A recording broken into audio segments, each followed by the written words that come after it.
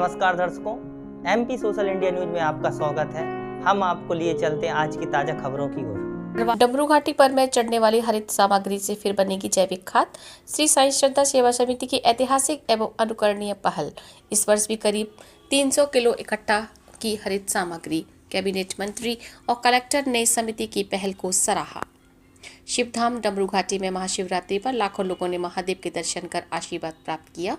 डमरू घाटी में सुबह से ही श्रद्धालुओं का आवागमन चालू हो गया, जो देर रात तक चलता रहा। इस वर्ष में भी महाशिवरात्रि पर्व में ऐतिहासिक पहल समाजसेवी संगठन श्री साईं सेवा समिति द्वारा देखने को मिली, जहां भगवान शंकर पर श्रद्धालुओं द्वारा बेलपत्र, फूल, धतूरा, दूबा इत्यादि सामग्री चढ़ाई जाती थी, जिसे विसर्जित किया जाता था। लेकिन इस वर्ष भी श्री साईं श्रद्धा सेवा समिति की पहल पर हरित सामग्री से जैविक खाद बनाई जाएगी। समिति के सदस्यों द्वारा 7 घंटे की सफाई व्यवस्था में करीब इस वर्ष 300 किलो से अधिक हरित सामग्री एकत्रित की गई है, जिसे जैविक खाद हेतु नगर पालिका प्रशासन को सौंपा जाएगा। गौरतलब है कि इस ऐतिहासिक पहल का शुभारंभ वर्ष 2022 में किया गया था, जिसमें करीब 250 किलो से अधिक की हरित सामग्री से लगभग 120 किलो जैविक खाद बनाई गई थी, जिसे शहर के धार्मिक स्थलों पर लगे पेड़ पौधों में चढ़ाया गया।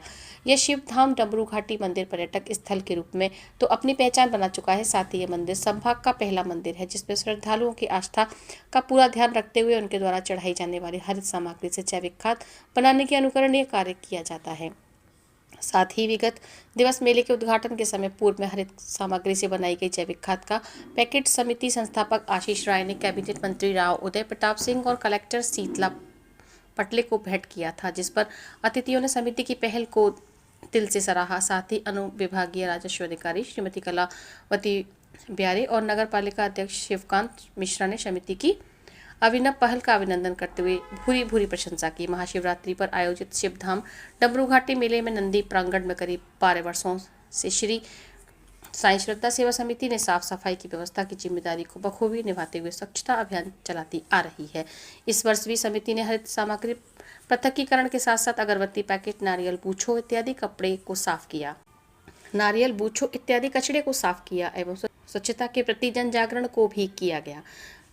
इस अवसर पर समिति संस्थापक आशीष राय, बबलू कहार, देवेंद्र कुर्मी, नितेश कुर्मी, अमित कोरी, कोमल वर्मा, आर्यन रॉय, राहुल रजक, आरू कहार, अमन नौरिया, राज कहार, सौरभ पटेल, राज अहिरवार, यश कुर्मी इत्यादि सदस्यों का विशेष सहयोग रहा। Social India news bureau, Madhya Pradesh.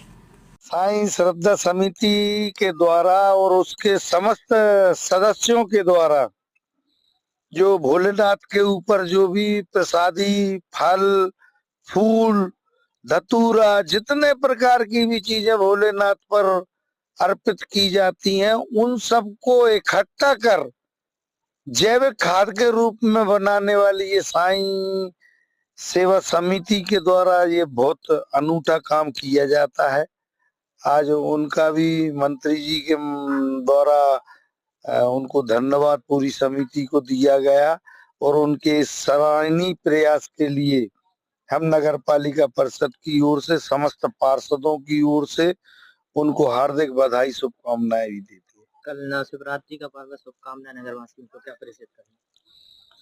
सारे नगर पर भोलेनाथ की ऐसी जो महाशिवरात्रि के मेले पर जो यहाँ मेले का आयोजन होता है, इसके साथ ही महाशिवरात्रि पर जो डमरू घाटी मंदिर में श्रद्धालुओं की भीड़ होती है, जो पूजन और जो चढ़ावा सामग्री होती है, उसका सत्य साईं श्रद्धा समिति के द्वारा जो जैविक खाद बनाया जाता है, बहुत ही अच्छा नवाचार है। क्योंकि वो पूजन सामग्री कहीं ना कहीं ख़राब हो जाती है या फिर मतलब उस तरीके से उसको फेंक दिया जाता है कि जहाँ पर वो डस्टबिन में जाती है। तो ये समिति के द्वारा बहुत ही अच्छे से नवाचार किया जा रहा है, जिससे जैविक खाद भी बनती है, कचरा भी नहीं होता है और लोगों को इसमें पेड़ पौधे लगाने में भी सहायता मिलती है। शिवरात्रि की शुभकामनाएं नगर